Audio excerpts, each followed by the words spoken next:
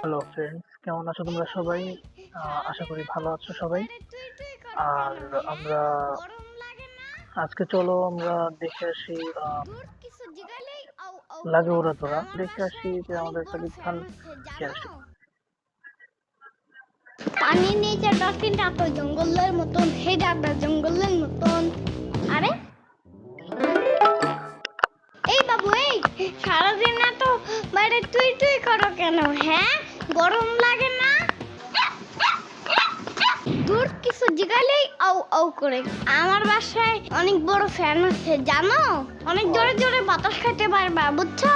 যাবা আমার বাসায়, চলো। পানির নিচে ডলফিনটা তো জঙ্গলের মতন। এগুলো কিন্তু নতুন, এগুলো আসলে সবসময় দেখা যায় না, এগুলো সবসময় দেখা কি হয়েছে? চলতে আমার ফিটারটা নিয়ে আসো তো, ওরে একটু খাওয়াইতে হবে। ওরে আবার কই থেকে আনছুস? আমি সামার বাসায় গেছিলাম, তারপর দেখি কি ও রাস্তায় বসে বসে কাঁদতেছে, বুঝছো?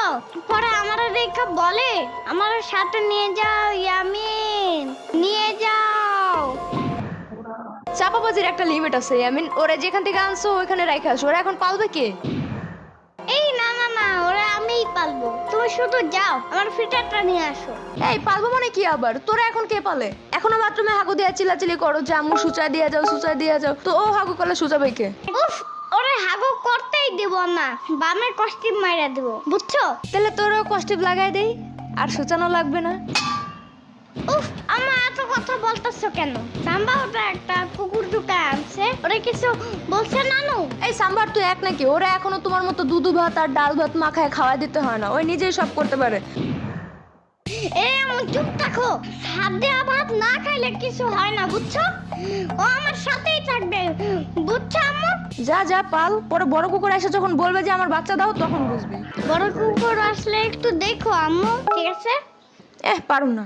এই পারবা না কেন? বড় কুকুর আসলে আমি ভয় পাবো না, ফুসফুস করে ভাগা দেবা, ঠিক আছে? আইছে। আমি গেলাম ওর ওই গোসল করাইতে। পানির নিচে ডলফিনটা তো জঙ্গলের মতন, এটা দা জঙ্গলের মতন। পানির নিচে ডলফিনটা তো জঙ্গলের মতন। ওই কত পানি ঢালোস? হ্যাঁ, জলদি বাইর হ, নইলে আমি আসতেছি কিন্তু। সব কাম শেষ, এখন আসতে চাই।